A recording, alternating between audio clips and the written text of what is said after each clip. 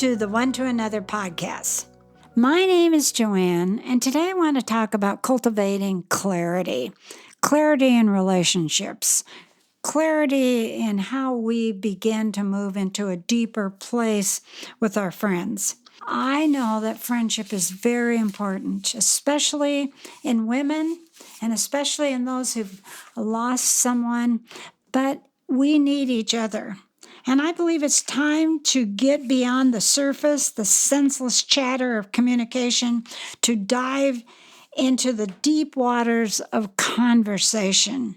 I want to encourage you to take time to connect with people.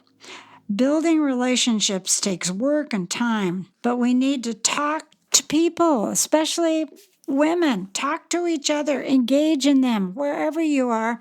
Find yourself in the grocery line, waiting in line for something, or in a store, you're buying something, or in church. You've sat down and there's a couple of empty seats and then there's a single person.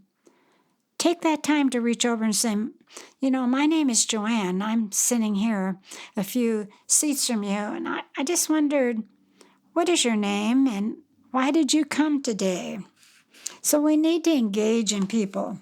When we allow others to invest in us, it will inspire us to be a better person, to have a better purpose, have a better family, a better friend network, and a better social circle.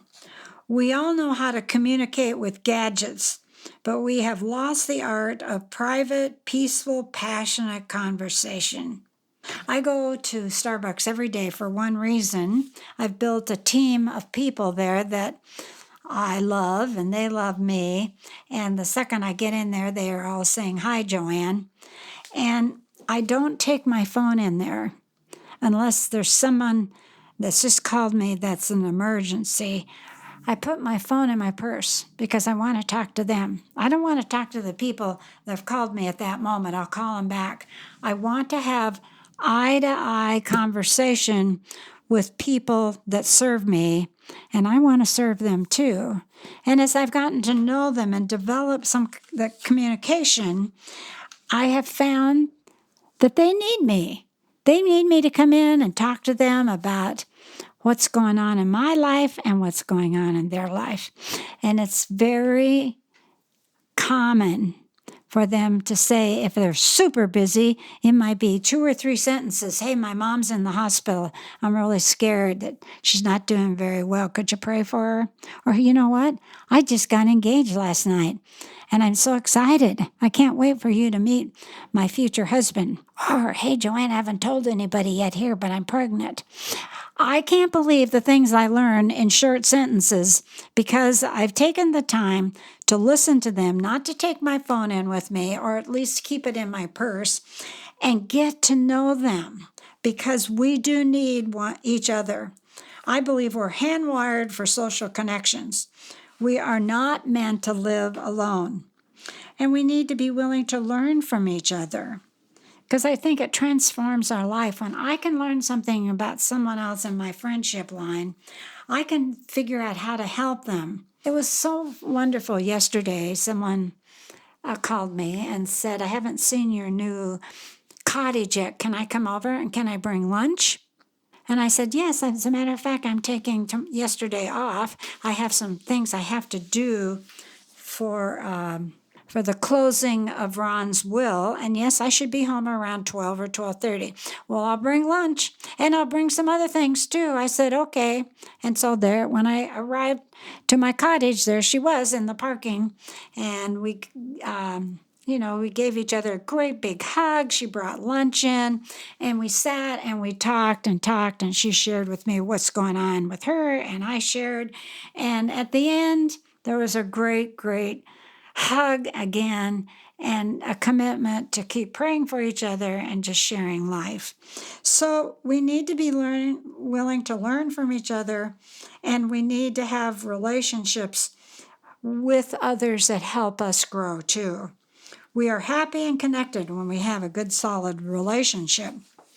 We need to know our value, who we are, and we need to know that so we can be who we are and give to someone else And I think it's important to be yourself. Everyone else is taken, so why not just be yourself? Knowing your values helps you set important boundaries.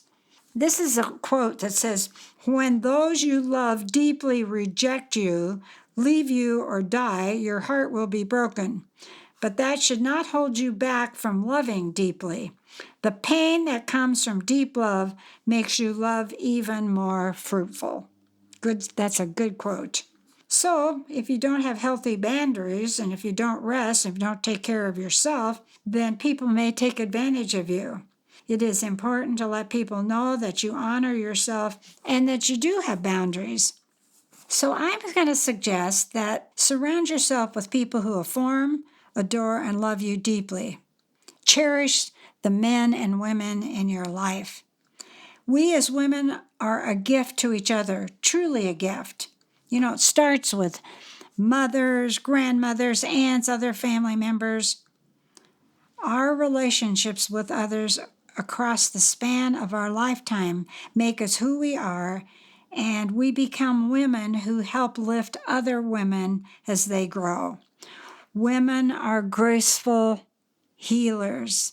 There's no greater love than a woman who's in your corner. So knowing your value means you like yourself, you embrace you, and even with all your imperfections, you would choose yourself as a friend. I found this quote: "My coat and I live comfortably together. It has assumed all my wrinkles, does not hurt me anywhere, has molded itself on my deformities, and is complacent to all my movements, and I only feel its presence because it keeps me warm." Old coats are like old friends. To my friends, you are my coat. Intimacy means being known by someone. A friend will know my strengths, weaknesses, my hopes, and fears. They can use it to bond to me and grow closer to me, or they can use it to shame, wound, or betray me. And so recently, I wrote that quote that I read: "My coat and I live comfortably together. It has assumed all my wrinkles, does not hurt me anywhere, has molded itself to my deformities, and is complacent to all my movements, and I only feel its presence because it keeps me warm." Old coats are old friends. I wrote that on a card, and I wrote on the back of the card, written in pen, "You are my old coat in friendship. Thank you for wrapping your love around me so I can be warmed by what we do together. Thank you. Always in your corner, Joanne." What do you think? Is that some kind of a quote that maybe you need to write to someone just to say thank you for being a friend? So, in closing, I want to say, believe that you are worthy of love. God's love, the love that you love for yourself and for others. Believe that relationships are warm, pleasurable, safe, and satisfying. Believe we can trust others to respond appropriately and promptly to our needs. Have the ability to live within limits. Have the ability to deal with frustration, loss, failure, and actually grow stronger through each experience. Have the ability to solve social problems effectively using words rather than aggressive behavior or social withdrawal. Have you got a coat friend? I hope you do. I want you to know that I'm always in your corner.